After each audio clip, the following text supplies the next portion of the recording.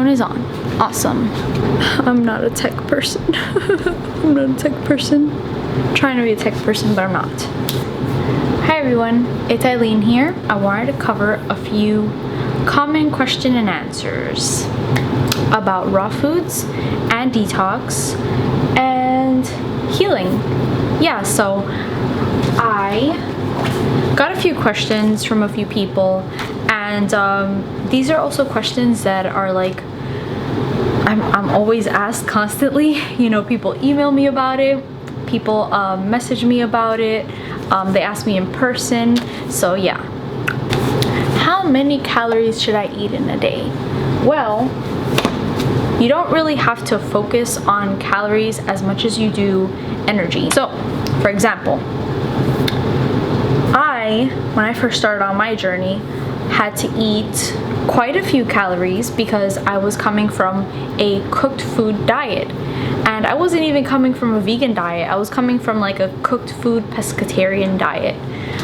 So when I transferred over to eating more raw foods, I had to consume more food than I was normally used to, because cooked foods, they tend to be more calorically dense. So for example, like a plate of rice and beans and, you know, like a piece of fish or something, that has a lot more calories than, let's say, 5 apples, you know.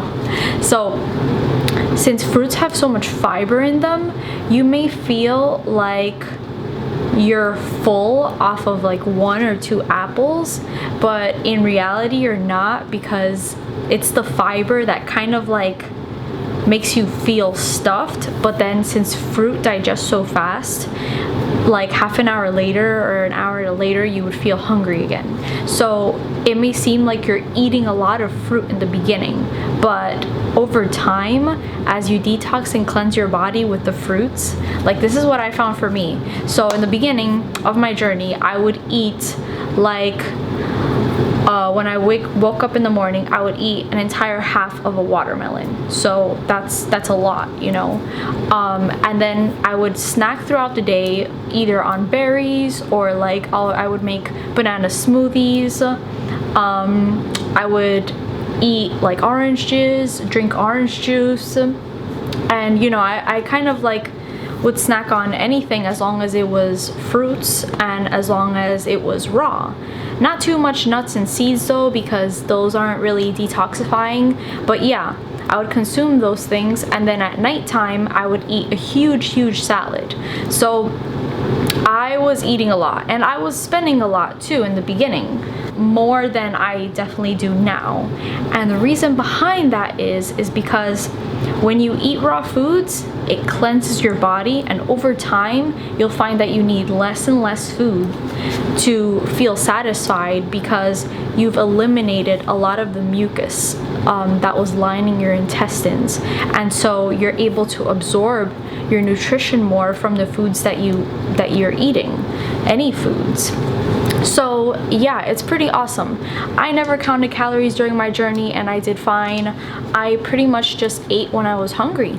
You know, that's all you have to do, is you eat when you're hungry, and don't even care too much about like how many meals you're having in a day. So I comfortably ate around 6 meals a day. I would snack a lot, but that was because I was dealing with issues of like hypoglycemia, since, you know, I have a genetically weak pancreas and adrenal glands that I inherited from my family, and that's what I was trying to heal. So smaller meals more often worked really well for me. Now I get some clients where they feel better just eating 1 or 2 meals a day, and then that's totally fine too. You just have to listen to your body when it comes to that. Second question is, what about protein? Where do you get your protein from? You know, I need protein for energy. I need protein to live. Those are all things that people say all the time, and it's a huge misconception. Like, society really pushes proteins on us and protein shakes, and we were taught ever since we were little that proteins were super like necessary. It was the main macronutrient that we had to focus on because you would die without protein, and nothing can be further from the truth. Most people don't know this, but protein is not what you want to focus on when it comes to health. Protein is made up of amino acids. Amino acids are what make up life. Amino acids are used for so many things, for energy, for structure, for the building of our tissues and our bodies. So amino acids are what you want to focus on. But the funny thing is that amino acids can be found everywhere, particularly in fruits and vegetables and raw foods. So when you're consuming a raw food diet, you're definitely getting adequate amounts of protein in your diet. And how the body deals with protein is that it's much better to consume amino acids instead of the protein itself. Because let's say if you were to consume a piece of meat, like chicken for example, people say it's high in protein and it's good for you, but that's not true. So what the body does is it has to take that protein from the meat and it has to break it down into amino acids, and then it has to restructure it into a usable protein that is recognizable by the body. But when you eat fruits, which is the straight source of amino acids, you skip that step. You consume the amino acids and the body restructures it into usable protein. And by the way, meats, although they have protein in them, meats are very harmful for the body's health because not only can we not digest it well, it contains no fiber, no hydration, no antioxidants and nutrients and astringent properties that are going to cleanse your body and heal it. So it can get stuck in your colon for days, weeks, months, and years and putrefy in there.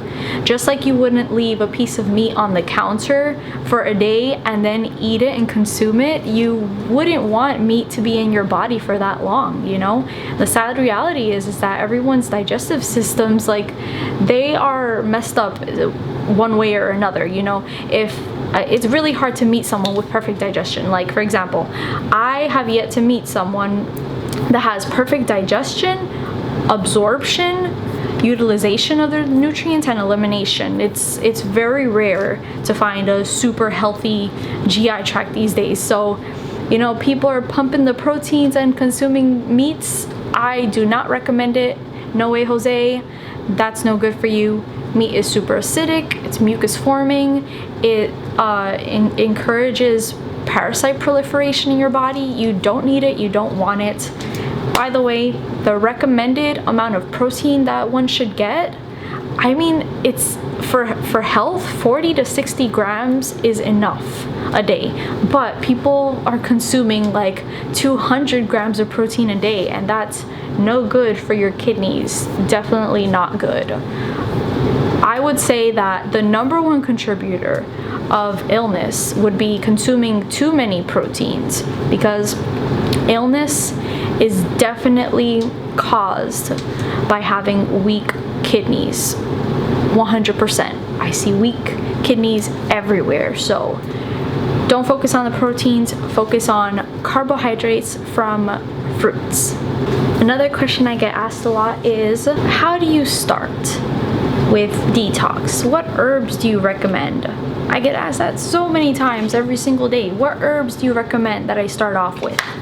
Well, here it is. These are formulas, specially formulated for your body's weaknesses, and these are the weaknesses that I see in everyone these days, in all my clients and in everyone I encounter.